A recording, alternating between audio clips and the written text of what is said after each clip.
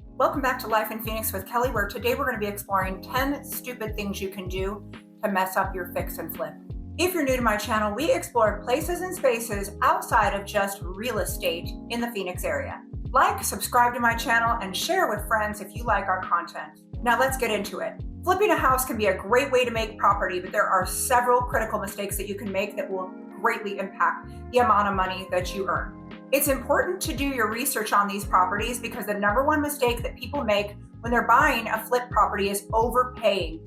And essentially that's the number one issue. If you overpay right in the beginning, it's going to be very difficult to make up for that deficit later. Number two is underestimating the cost of repairs and paying vendors up front. Do not pay vendors up front before they finish the project. You do not know how difficult it is to recuperate any of those funds from these general contractors and, of course, all the vendors underneath those generals. The subcontractors can walk away on the job. Things always cost more than what you budgeted for, so be prepared.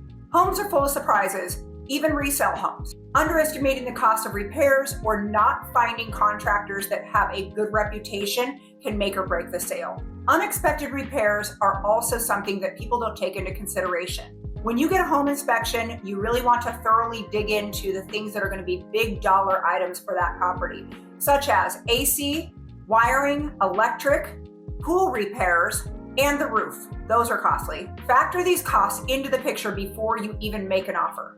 Number three is rushing the renovation from start to finish. Don't try to rush this process. Take your time and diligently work through each of these issues, like gathering permits and all of the things that will come into play when you have each organized part in place.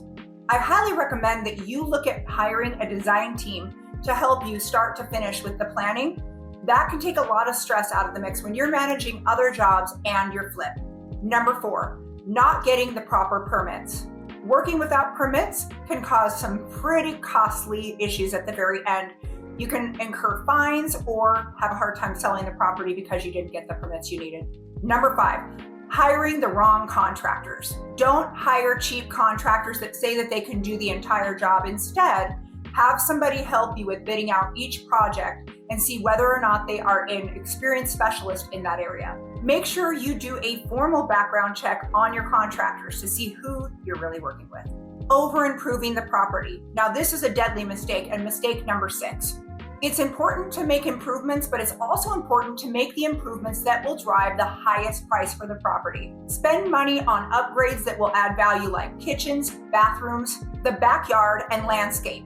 These are things that will add tons of value to the home. Do not have several different styles of flooring throughout the house. Keep everything uniform and absolutely beautiful. Pick things that are timeless and will not go out of style within a couple years. Don't do anything loud with accent walls. Keep the home simple, inviting, beautiful, and luxurious. Number 7, do not ignore the current market value by thinking that you're going to overprice a property to drive more profit. Pricing the property correctly in the beginning is going to drive you the best price for that home. Just remember, because the home looks beautiful doesn't mean that everybody's going to be a great fit for that property. The best buyer is the buyer that is ready, willing, and able to make you an offer that is suitable. Pick a property that is actually selling in today's market, especially here in Phoenix. You'll want to look at the Cromford market data to find out what homes are selling for and whether or not you've got enough spread on the property that you're looking at. And number 8, not staging the property to perfection. Staging is a crucial part of selling and marketing a home. If somebody cannot walk into that home and see themselves living in that home functionally, sometimes it makes it very difficult for a buyer to want to make an offer on that particular property. So I highly recommend that you have it staged professionally. Number 9 is pricing the house too high and then chasing the market down. This is a bad strategy in resale and in flipping. Stigmatized properties are those that sit on the market for a long period of time. Sometimes buyers wonder if there's something about the home that is not good or there are problems with the home. They wonder why that home hasn't sold, and essentially that home is probably going to sell for much less. Having a house sit the market as a flipper is wasting money. You probably are going to be paying mortgage costs, sometimes hard money loans, property taxes and insurance, and of course, utilities. And number 10, which I feel is a problem not only with flipping a home, but also hiring a real estate professional to properly market your home.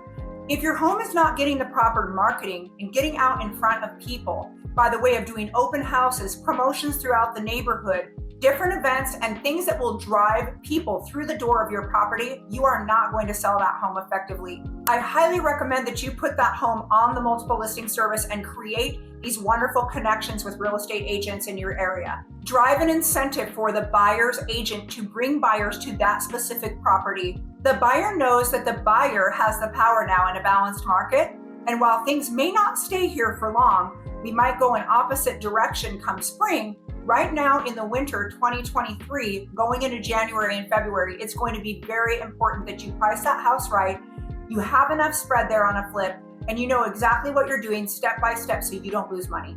Now, if you're thinking of moving to the Phoenix area and you need help with your beautiful forever home or just a place to stay along the way, please feel free to reach out to me. My link is in the description, and I hope you guys will join me back next time on Life in Phoenix. Take care.